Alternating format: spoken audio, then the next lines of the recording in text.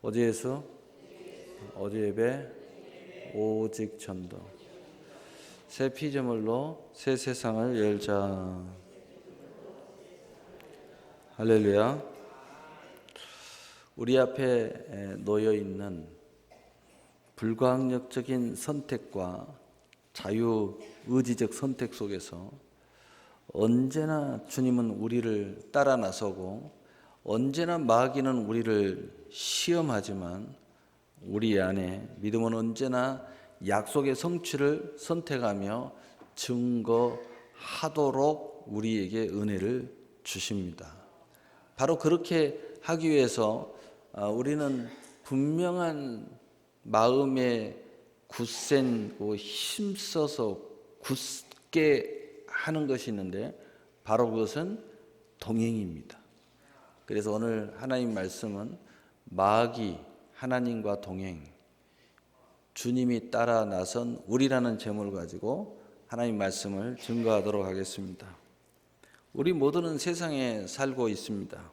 어떤 이는 세상을 따라 산다고 합니다. 어떤 이는 세상을 만들어 간다고 합니다.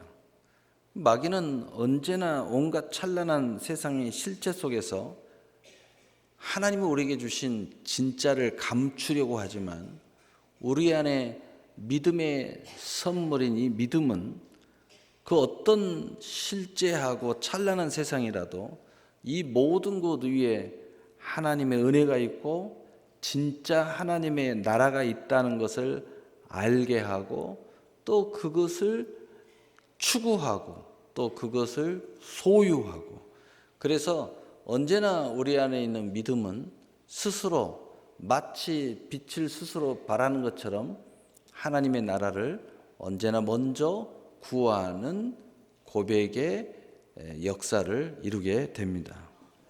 따라서 실제는 예수 그리스도가 우리를 선택하여 따라 나섰지만 또는 앞서 가시지만 세상의 실제는 우리가 그리스도를 따라 나서는 모습을 드러내게 되어 있습니다. 사실은 예수님이 먼저지요.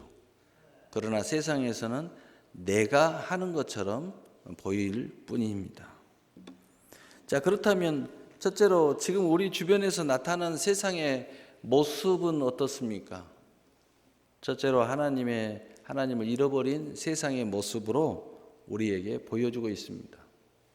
하나님을 잃어버린 세상이에요.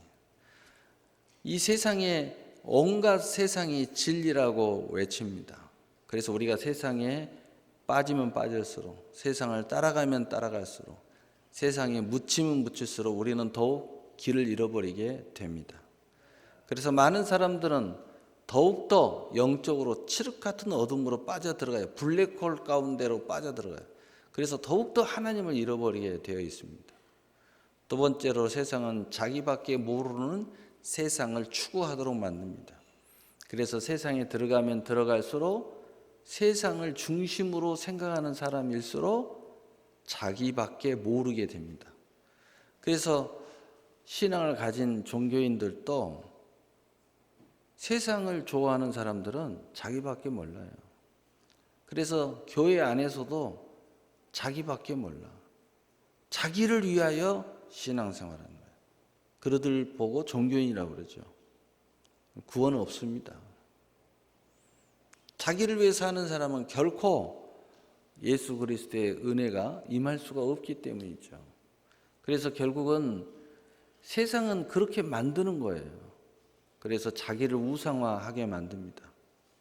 그래서 세상에 빠지면 빠질수록 나밖에 없고 내가 그 중심에 서게 되고, 그리고 진짜 나를 사랑하는 것이 아니라 나의 우상을 사랑하게 돼 있어요. 진짜 나를 사랑하는 사람은 하나님을 사랑하는 거죠. 하나님을 사랑하는 사람이 진짜 나를 사랑하는 거예요. 진짜 하나님의 나라를 먼저 구하는 사람들이 나의 삶을 구하는 것임을 우리는 알고 있습니다. 그래서 세상으로 가면 갈수록 모든 세상은 자기를 위해서 존재한다고 생각하게 만들어 주는 것입니다. 그래서 그러면 그럴수록 세상으로 들어가면 들어갈수록 자기를 위한 세상이기 때문에 이제 그것이 처음에는 좋은 것처럼 보이지만 자기만을 주장하니까 서로 다툼이 있을 수밖에 없고, 여러분 아시죠? 무엇이든지 가지고자 하면은 처음에는 좋지만 결국은 만족함이 없다고. 그래서 결국은 절망 가운데 들어가요. 그래서 세상의 문화와 문명은 발전할수록 행복 지수가 떨어집니다. 여러분이 세상만을 추구하는 축복을 받는다면, 그런 마음으로 축복을 가지면 가질수록 나중에는 허탄해질 거예요. 허전해질 거예요.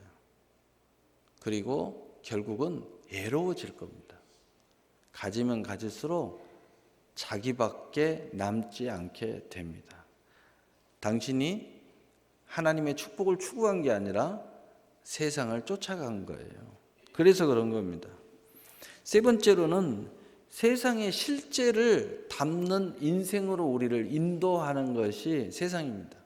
세상이 최고니까, 세상의 실제가 진짜니까, 보여지는 것이 진짜고 만져지는 것이 진짜고 느껴지는 것이 진짜라고 자꾸 우리에게 가르쳐 주는 거예요. 잘못된 진리죠. 그래서 이걸 세상을 추구하는 사람들은 어떻게 하든지 세상을 내 인생에 담으려고 그래요. 그래서 돈을 내 인생에 담으려고. 왜? 그것이 실제니까. 돈이면 다 된다고 생각하는 겁니다. 명예를 담으려고 하고, 쾌락을 담으려고 하고, 지식을 담으려고 하고, 모든 관계가 굉장히 중요하다고 그래요. 그래서 사람 관계, 심지어 어떤 사람은요, 관계 잘하려고 교회를 안 나와요. 관계 잘하기 위해서 앱에 빠지고, 그 세상을 쫓아가는 사람들이죠. 그리고 이 세상의 실제가 진짜이기 때문에 지금 세계적으로 좀 문명이 발달됐다 그러면 여행이 아주 득세를 합니다. 여러분, 여행이 나쁘다는 건 아닙니다. 그러나 주님 안에 여행을 누려야 되는데, 주님의 세계를 누려야 되는데, 세상이 인도하는 세상으로 자꾸 가서 그것을 담으려고 여행을 하면 결국은 여행하다 죽습니다. 많은 사람들이 여행의 현장에 죽는 사람들이 요즘에 굉장히 많아요. 예. 왜냐하면 여행이 인생의 목적이 되어버려요. 여러분, 여행은 인생의 목적이 아니라 그냥 액세서리예요. 나를 위하여 존재하는 액세서리. 어떤 사람은 여행을 하고 나서 사업을 하고, 어떤 사람은 여행을 하고 나서 결혼을 하고, 어떤 사람은 여행을 하고 나서 아름다운 꿈을 꿉니다. 근데 세상의 실제를 담으려고 세상에서 유혹을 받아 세상을 쫓아가는 사람들은 여행하고 결혼하고 여행하고 삽니다. 그래서 자기 인생을 여행에 모든 걸 뺏겨요. 자기의 소유도 뺏기고 인생도 뺏기고 눈도 뺏기고 다 뺏겨요. 그냥 여행밖에 없어요. 돈밖에 없어요. 명예밖에 없는 거예요. 쾌락밖에 없어요. 여러분, 돈은 돌아오고 돌아요. 그래서 있다가도 없어요. 그래서 돈을 잃어버리면 죽어요. 그래서 돈 잃어버린 사람들이 자살해 죽죠. 명예로만 살다가 갑자기 명예가 실추되니까 자살해 죽어요. 쾌락, 여러분 알잖아요. 쾌락을 추구하는 사람은 결국 몸에 병밖에 안 남아요. 지식, 사람을 교만하게 만들고 남을 판단하게 만들고, 그래서 그 교만 때문에 스스로를 망쳐요. 관계, 사람들 관계 중요하게 여긴 사람은 죄인이에요. 그래서 관계하다가 사람 때문에 슬퍼하고 상처받고 결국은 절망에 빠져요. 여행, 이미 이야기했죠. 여러분, 세상의 실제를 담으려고 하는 인생으로 우리를 자꾸 끌고 와요. 그래서 이것이 실제이기 때문에 이것이 인생의 목표를 되게 만들어서 결국은 그 블랙홀에 빠지게 만들어요. 이런 것들은 다 인생의 액세서리고 하나님이 주신 우리에게 축복, 행복의 요소에 불과한데 그것이 인생의 목적이 되어버려요. 그것은 세상 사람들, 세상에 빠져요. 신앙을 가졌는데 이런 인생을 살아간다? 종교인이에요. 네 번째, 세상의 바벨탑을 세상에 바벨탑을 세우려는 그런 사회를 우리가 세우게 만드는 것이 세상입니다. 그래서 바벨탑을 딱 세우려고 하니까 걸림돌이 있어요. 하나님이에요. 여러분 다 바벨탑을 세우려고 하는 사람들이 딱 보면은요, 걸림돌이 다 하나님이에요. 그래서 이 바벨탑을 세우려고 하는 사상, 사회주의, 전체주의, 국가주의, 독재, 다 자기의 우상, 자기의 세상만을 세우려고 하는 이 바벨탑주의자들이에요. 공산주의들 다.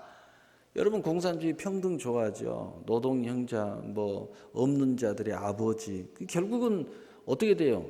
자기의 세상을 세워 이 노동자 우미한 백성들을 자기의 소유하고 노예화하는 것뿐이에요. 속으면 안 돼요. 여러분 세상에 보세요. 역사를 보세요. 결국은 그들이 노동자 이 사람들을 위해서 삽니까? 자기만 누리잖아요. 자기가 독재하잖아요.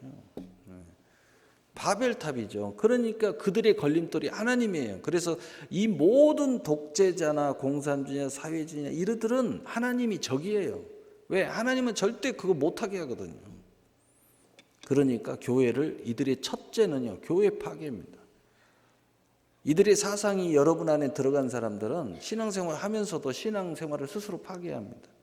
하나님의 권위를 파괴해요. 그래서 주의 종을 때려 부시고 교회의 권위를 다 부셔버립니다. 여러분 그게 하나님의 권위를 파괴하는 줄 알았다면 그런 일을 못하죠. 그 하나님의 권위를 파괴하면 파괴할수록 여러분 인생이 파괴돼요. 신앙생활 다 무너집니다. 여러분 주의 종의 권위를 여러분의 인생 가운데서 다 없애버린 신앙생활을 하는 사람들은요, 결국은 여러분 안에 하나님의 권위가 사라져버리는 거예요. 말씀의 권위가 사라져버려요. 교회의 권위도 아무것도 깡그리 남지 않아요. 여러분 혼자만 남아요. 그래서 개판되는 거예요, 신앙생활이. 하나님의 말씀대로 하지 않고 이런 그 세상이 들어와버리면은 이런 형국이 됩니다. 그래서 예배가 파괴되고 말씀이 파괴되고 기도가 파괴되고 전도의 삶은 아예 있지도 않아요. 그래서 베드로후서 2장 12절 14절은 이렇게 말합니다. 그러나 이 사람들은 본래 잡혀 죽기 위하여 난 이성 없는 짐승 같아서 그 알지 못하는 것을 비방하고 그들의 멸망 가운데서 멸망을 당하며 불의의 값으로 불의를 당하며 낮에 즐기고 노는 것을 기쁘게 여기는 자들이니 점과 흠이라. 너희와 함께 연애를 할 때 그들의 속임수로 즐기고 놀며 음심이 가득한 눈을 가지고 범죄하기를 그치지 아니하고 굳세지 못한 영혼들을 유혹하며 탐욕에 연단된 마음을 가진 자들이니 저주의 자식이라. 이들은요 아주 거짓말이 능수능해요. 보세요. 이단 사이비들 거짓말 잘하잖아요. 사회주의자들 우리 보잖아요. 거짓말에 아주 명수들이잖아요. 유선자들. 아주 성경대로예요 그냥. 여러분 베네수엘라의 몇 년 전의 과거와 현재를 이야기해 보려고 합니다. 우리나라의 진보들이 가장 모델로 삼은 게 베네수엘라입니다. 또 스스로 사회주의자고 자처하는 그 사람도 베네수엘라가 과거의 모델이라고. 그런데 최근에 베네수엘라가 아주 망조가 드니까 이제 쏙 들어가서 베네수엘라는 말도 안 해요. 이 베네수엘라가 여러분 알면 놀랄 거예요. 원유 매장량이 세계 1위입니다. 석유가. 그래서 중남미에서 최대 경제 1위 국가였어요. 과거에. 바로 10년 전 이야기예요. 10년 전에는 중남미에서 최고의 부유 국가입니다. 얼마나 잘 살았는지 몰라요. 여러분 10년 전에 우리 미스코리아 베네수엘라 미인들 막 나오고 그러잖아요. 베네수엘라 얼마나 세계적으로 각광을 받은 나라였는지 몰라요. 그리고 그쪽에 관광도 많이 가고 여행도 많이 가고. 그런데 지금은 여러분 다 아다시피 경제 파탄이 난 나라로 우리는 생각하고 있죠. 10년 만에. 그러나 지금은 사회주의 국가라고 스스로 공포를 했죠. 그래서 10년 만에 경제는 파탄에 이르렀고 한 해 1만 % 이상의 물가 상승률로 달걀 2판을 사려면 한 달치 월급을 내야 달걀 2판을 사요. 우리야 뭐 푼돈으로도 달걀 2판 사잖아요. 이 베네수엘라의 경제 파탄의 원인 중에 하나는 빈민의 영웅이라고 칭송을 받았던, 추앙받았던 한국의 진보나 사회주의나 이 한국의 공산주의자들이 사랑했던, 이 지금 바로 그들이 사랑했던 사회주의자, 또 반미주의자, 하나같이 이들은요 반미해요. 미국 다 싫어한다고 그래요. 어쩜 그렇게 똑같은 짓거리를 하는지 모르겠어요. 또 스탈린을 존경한대요. 존경하는 지금 현직 대통령 말고 바로 그 전 대통령인 우고 차베스, 자신의 재임 기간 중에 그동안에 나라가 그렇게 석유 팔아서 부자가 됐었는데 그 돈으로 무상교육을 시작했어요. 무상의료를 시작했어요. 무리한 복지 포퓰리즘을 실천했습니다. 이후에 그 임기가 끝난 2013년 지금 현재 대통령이죠. 부통령인 니콜라스 마두로를 자기의 후계자로 지명했습니다. 그때까지는 아주 좋았죠. 막 나눠주니까 백성들이 너무 좋아했어요. 그래서 병으로 갑자기 죽는데 후계자를 지명하니까 또 후계자를 또 대통령으로 뽑았어요. 니콜라스 마두로는 대통령이 되고 국가를 마침내는 세계적으로 우리는 베네수엘라는 사회주의 국가다라고 공포를 했습니다. 그러나 그동안 무리하게 복지 혜택을 주는 바람에 국고가 바닥이 나기 시작했습니다. 세계 최대 매장량을 가지고 있고 거저 돈을 버는데도 국고가 바닥이 났어요. 그래서 2014년에 엎친 데 겹친 격으로 유가가 폭락하고 또 시추 기술이 한계에 이르러서 석유 생산량이 감소가 돼서 그래서 베네수엘라는 경제 파탄에 이르게 됩니다. 현 대통령 니콜라 마두로스는 이 문제를 해결하기 위해서 어떤 방법을 썼느냐? 볼리바르 화폐, 즉 베네수엘라 돈을 무리하게 막 찍어내기 시작한 거예요. 내가 알기로는 한국도 지금 돈을 엄청나게 막 찍어내는 줄 알고 있어요. 막 찍어내요 지금. 똑같은 짓거리를 지금 하고 있어요. 계속 찍어내요. 계속 찍어내면 어때요? 환율이 계속 달러에 비하면 올라가죠. 한국 돈이 가치가 없어지는 거죠. 휴지 조각이 돼요 나중에. 이 살인적인 인플레이션이 돌아와서 현재 베네수엘라가 됐습니다. 정말 안타까운 상황이 벌어졌어요. 원유 매장량 세계 1위 국가가 식량이 모자라서 굶어 죽는 사람들이 지금 생기고 있어요. 어디서 먼 나라 이야기 같죠? 북한 이야기를 하는 것 같아요. 세계 최대로 잘 살던 나라가 갑자기 굶어 죽고 있어요. 가계 평균 수입이 72%가 식량 구입에 사용해야 돼요. 모든 소득의 72%를 먹고 사는 데 써야 돼요. 최저임금의 16배를 벌어야 제대로 먹고 살 수 있게 됐습니다. 지난 2013년 처음 정권을 잡은 마두로 대통령은 지난해 4월부터 경제난 동안으로 전국적인 반정부 시위가 발생하기 시작하자 이제 강력하게 총칼로 국민들을 진압하기 시작했어요. 엄청난 사람들이 죽어가기 시작했어요. 드디어 본색을 드러내기 시작했거든요. 미국은 그를 독재자로 규정하고 같은 해 8월부터 경제 제재를 실시하기 시작했습니다. 현재 니콜라 마두로는 재선 당선의 야권 연합을 불공정한 선거의 이유로 불참했죠. 또 유럽 연합 EU도 이번 대선을 인정하지 않고 추가 제재를 검토하고 나섰습니다. 베네수엘라는 현재 300에서 400만 명 이상이 굶주림을 견디지 못하고 나라를 탈출했다고 보고가 돼 있어요. 나라를 다 떠나요, 국민들이. 근데 그 숫자가 약 300에서 400만 명이 나라를 다 떠나요. 그리고 지금 거기에 남아있는 사람들이 데모를 하고 하는데 어떤 피켓을 들고 있느냐? Welcome to US. 미국이요. 제발 우리에게 다시 돌아오게. 제발 우리를 구원해 달라. 백성들은 하고 정부는 반미하고 지금 이런 상황입니다. 두 번째로 지금 우리 주변에 나타나는 종교인들은 어떤 모습을 하고 있을까요? 왜 계속 목사님 종교인 설교합니까? 마지막 때는요, 우리가 종교인이 되지 않아야 돼요. 그래야 승리합니다. 성경에 있는 이야기만 하니까 좀 거슬리더라도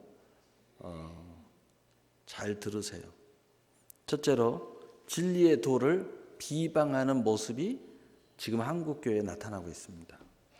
자, 교회가 싸움이 일어나는 것은 다 여기에 속해 있는 겁니다.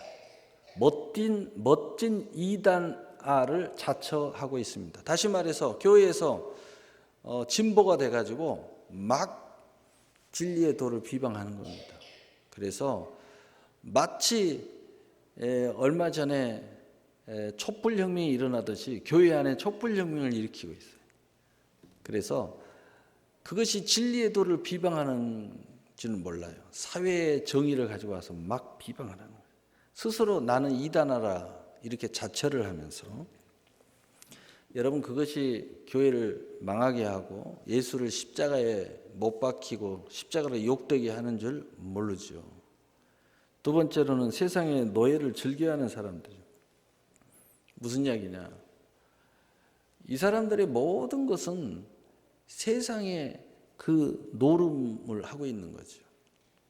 세상의 최대의 모든 영광과 모든 것을 갖추려고 그 속에 빠져들어가는 겁니다.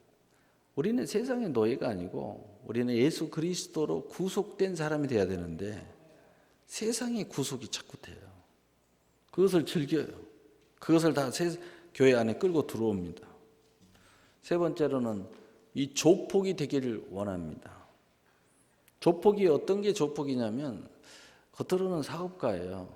그런데 돈이면 수단과 방법을 가리지 않는 것이 조폭이에요.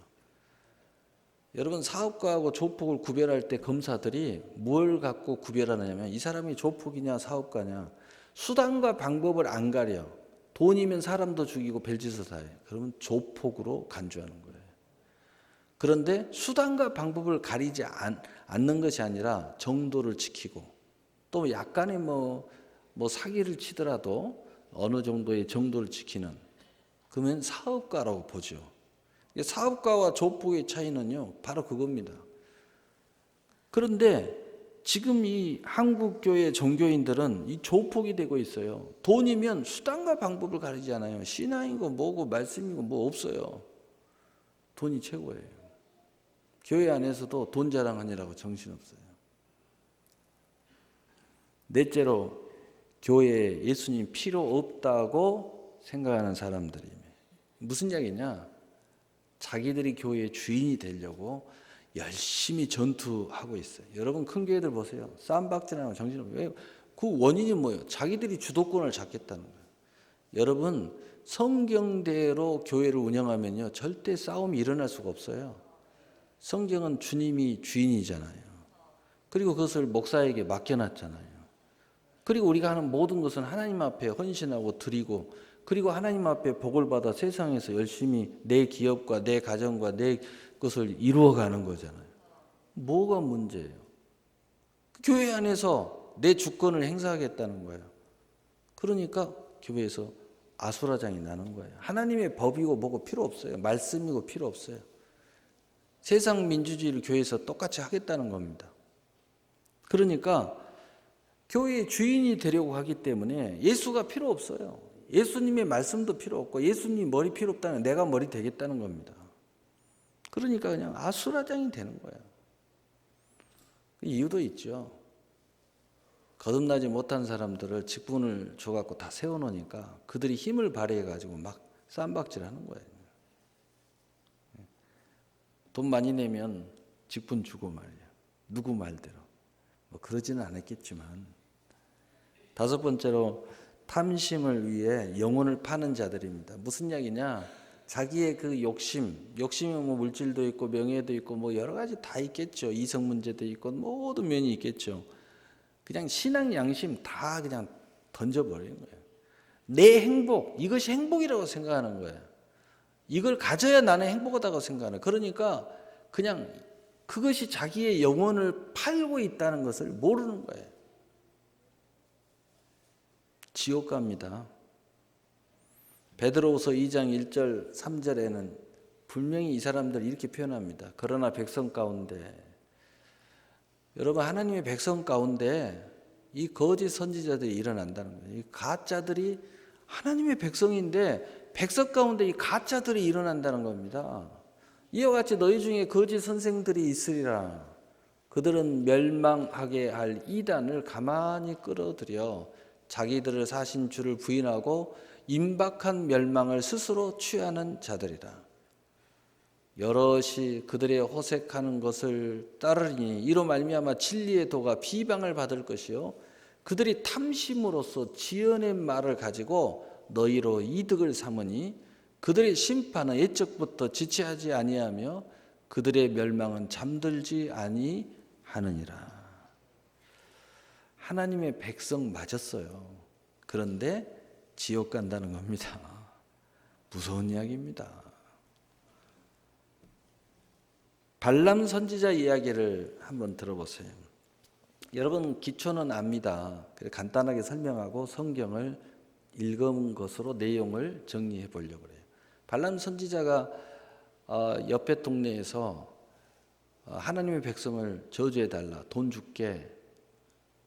그런데 처음에는 거절을 합니다. 야, 더 많이 줄게. 거절을 합니다. 야, 땅도 줄게. 성도 줄게. 그래? 갑니다. 가는데 타고 간 낙타가 안 가려고 그래요. 낙타의 입에서 말합니다. 안 가니까 막 패니까 갑자기 낙타가 말을 하는 거예요. 왜 주인님 나를 패냐고. 하나님이 가지 말라는데 왜 가냐고. 앞에 천사가 길을 막고 있어서 나는 지금 못 가는데 왜 안 간다고 나를 패냐고. 그때 다시 쳐다보니까 천사가 앞에 딱 서 있는 거예요. 못 가게 길을 막고 있는 거예요.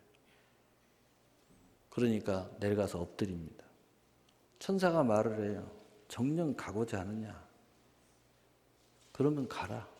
그러나 가긴 가되 네가 지금까지 가지고 있는 선지자로서 거기 가서 복음을 전해라.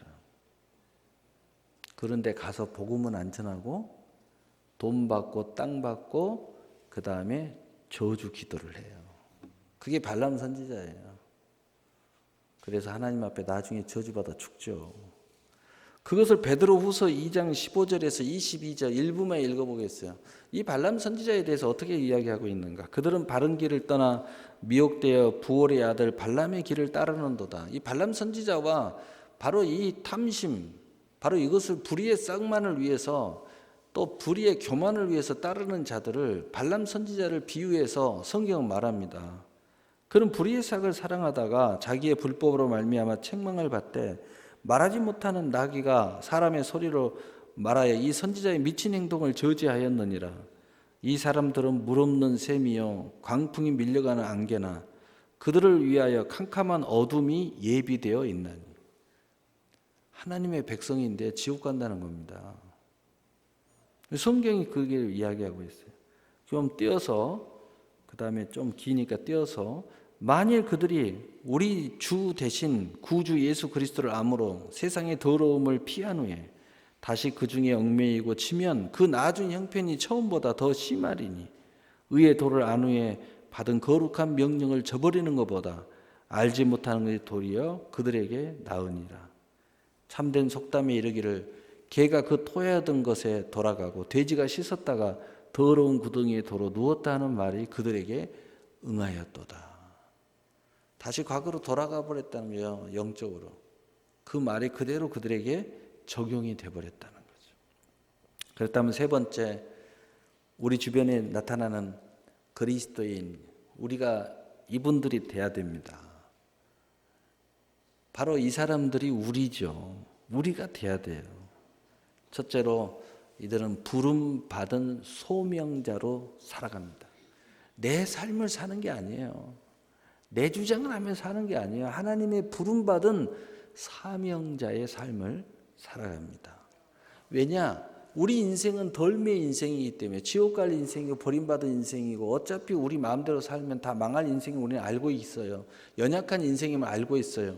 그런데 하나님이 믿음의 선물을 주시고 수많은 선물을 받고 은혜를 주셔서 내가 하나님의 사람이 되어서 이게 멋진 삶을 살게 되었다는 거죠.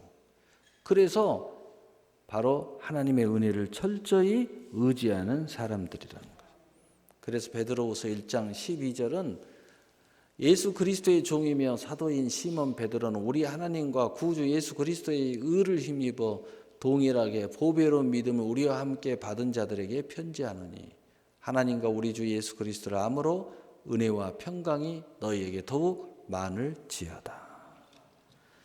두 번째로는 그의 신기한 능력을 의지하면서 사는 사람들이 그리스도인들입니다.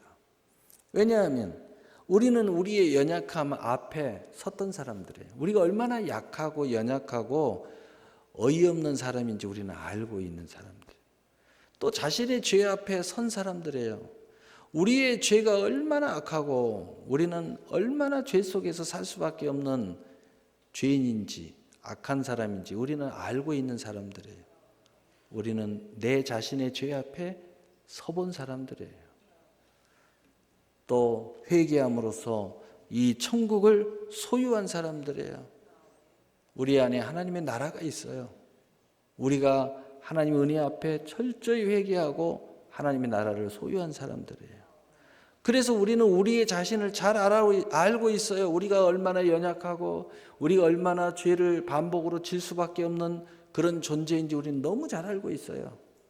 그럼에도 불구하고 하나님의 나라가 우리 안에 들어와 있어요. 그래서 우리는 철저히 그의 신기한 능력을 의지하면서 사는 사람들이라는 거예요. 그렇지 않으면 안 된다는 것을 우리는 너무나도 우리 자신을 잘 알고 있기 때문이에요. 그래서 베드로후서 1장 3절에 그의 신기한 능력으로 생명과 경건에 속한 모든 것을 우리에게 주셨으니 이는 자기의 영광과 덕으로서 우리를 부르신 이를 말함으로 말미암으니라. 우리는 우리의 모습을 잘 아는 거죠. 세 번째로는 큰 약속으로 살아가는 사람들입니다. 우리는 큰 약속이, 첫째는 천국의 약속이 있고 작게는 세상의 약속이 있어요. 더 작게는 우리 가정 안에 약속이 있고 교회의 약속이, 수많은 큰 약속을 사는. 그래서 우리는 이 약속을 우리가 이루어 가는 사람들이에요. 그런데 이 모든 것을 우리 스스로 안 된다는 걸 알잖아요. 하나님과 함께 하나님이 다 이루시는 걸 알잖아요. 그래서 우리는 인내하면서 사는 사람들. 하나님 말씀 붙잡고 인내할 줄 알아요. 때를 기다릴 줄 아는 사람들이에요. 그래서 그리스도인들의 특징은 인내를 잘해요. 인내하고 말씀을 붙잡는 사람들은 절대 시험에 빠지지 않는다고 성경의 빌라델피아 교회에 하나님 말씀하시면서 인내하는 사람은 절대 시험에 들어가지 않는다는 거예요. 두 번째로는 믿음으로 힘써 일하는 사람들이에요. 우리가 왜 믿음으로 힘써요? 여러 가지 다른 걸로 힘쓸 수 있지? 이유를 알잖아요. 믿음으로 힘써야 된다는 거죠. 왜? 그것이 하나님의 은혜의 통로고 하나님의 축복의 통로예요. 그래서 우리는 믿음을 떠난 어떤 노력도 하지 않아요. 오직 믿음으로 노력하는 거예요. 믿음으로 모든 일을 하는 거예요. 셋째는 신의 성품에 참여하는 사람들이에요.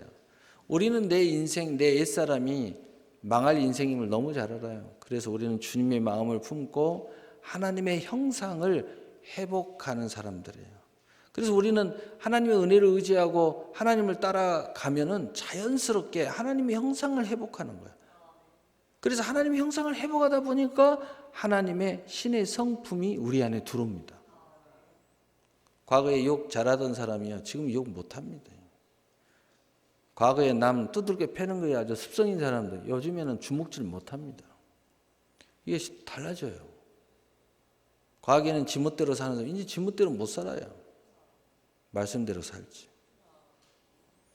열매로 기뻐하는 사람들이에요.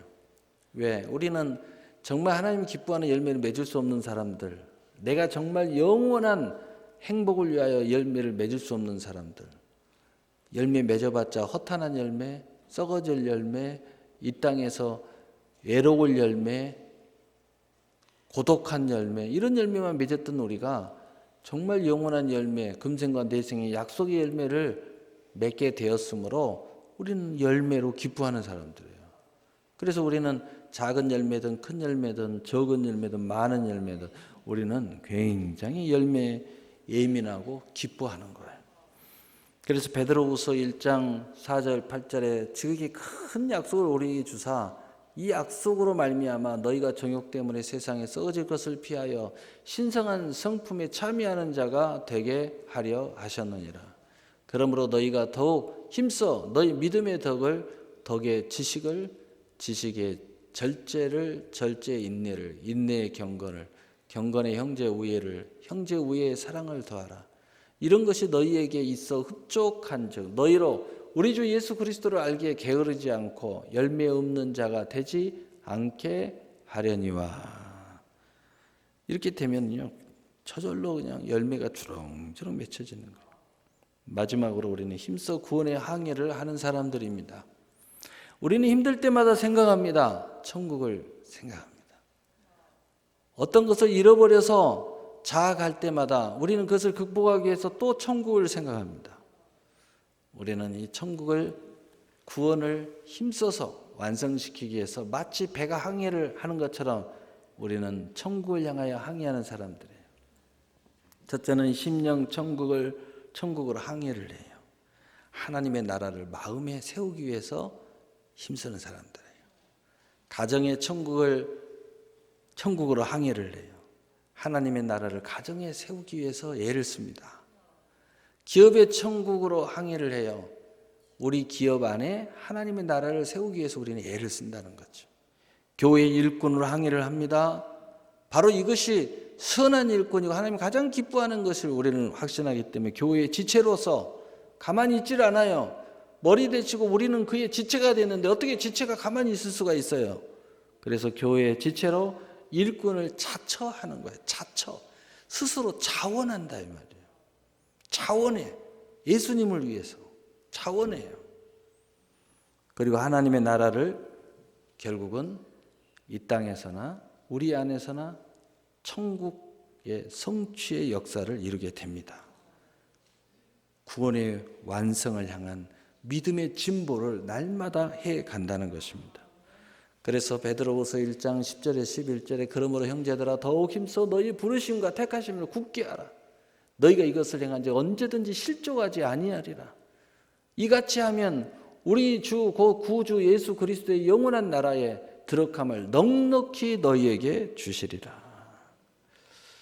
고려 피엔텍 회장 이천승 회장 이야기를 해보려고 합니다. 이 사람이 홍익대학교 동양학과 재학생 때에 이미 출판업체 문갑사를 차리고 또 사업을 시작했습니다. 그리고 CEO로서 경력만 40년 이상을 CEO 자리에 앉아 있었던 사람이에요. 그런데 한창 사세를 확장하던 중에 자금이 고갈돼 가지고 심각한 위기가 발생했습니다. 그리고 회사가 파산한다고 매스컴에 떴어요. 이제 부도가 난다. 사면 초과했다고 합니다.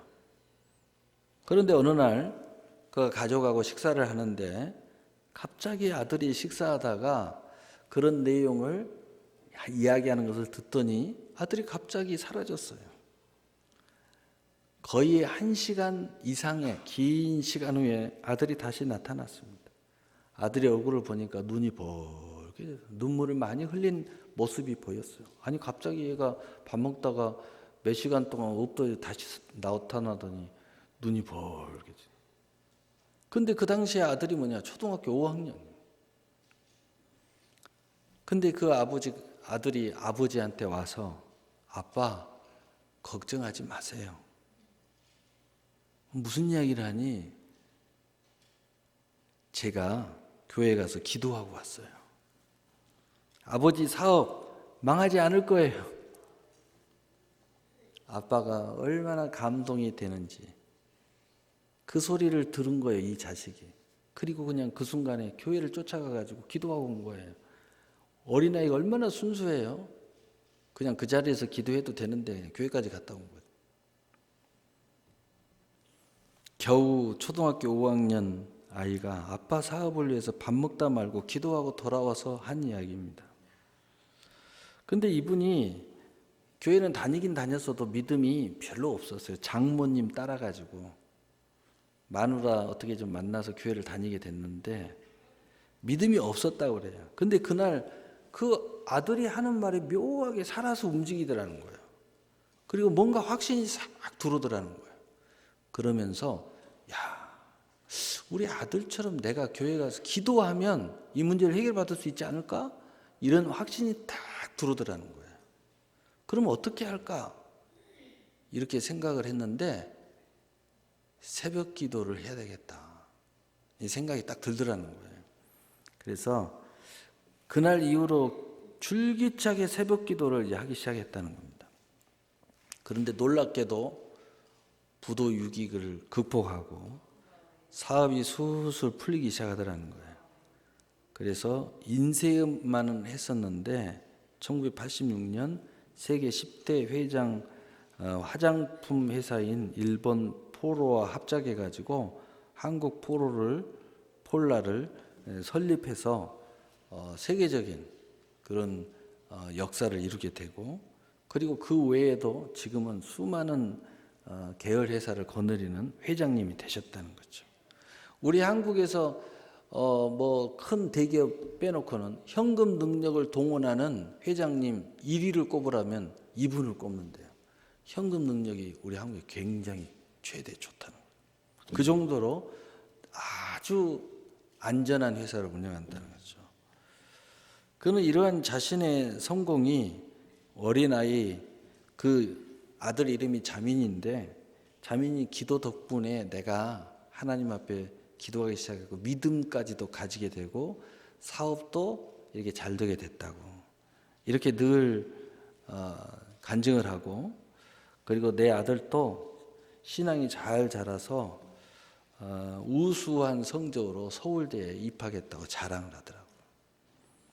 근데 그 후에 그는 누구한테든지 항상 무슨 연설을 한다든가 설교를 한다든가 간증을 하면은 꼭 이야기를 한대요. 그는 항상 말하기를 하나님의 기적은 말씀과 기도와 예배 속에서 나옵니다. 세상에 살지만 믿음으로 살 때 기적이 일어나요. 이 말을 항상 그분의 간증 또는 연설 또는 설교 속에서 꼭 하신다는 거예요. 왜냐? 자기의 삶이니까. 오늘 말씀 결론을 내리겠습니다. 우리 앞에 놓인 불가항력적인 선택과 자유의지의 선택 속에서 언제나 주님은 우리를 따라 나서시고 마귀는 언제나 시험합니다. 마귀의 시험은 우리를 망하게 합니다. 하나님의 시험은 축복의 때가 이제 돼서 축복을 줘도 되는지 안 되는지 바라보려고 하나님이 시험하십니다. 그러나 우리 안에 믿음을 따라 말씀과 기도와 예배를 세우시기를 바랍니다. 마음, 가정, 기업, 교회와 모든 일과 사역에 언제나 약속의 성취를 보게 될 것입니다.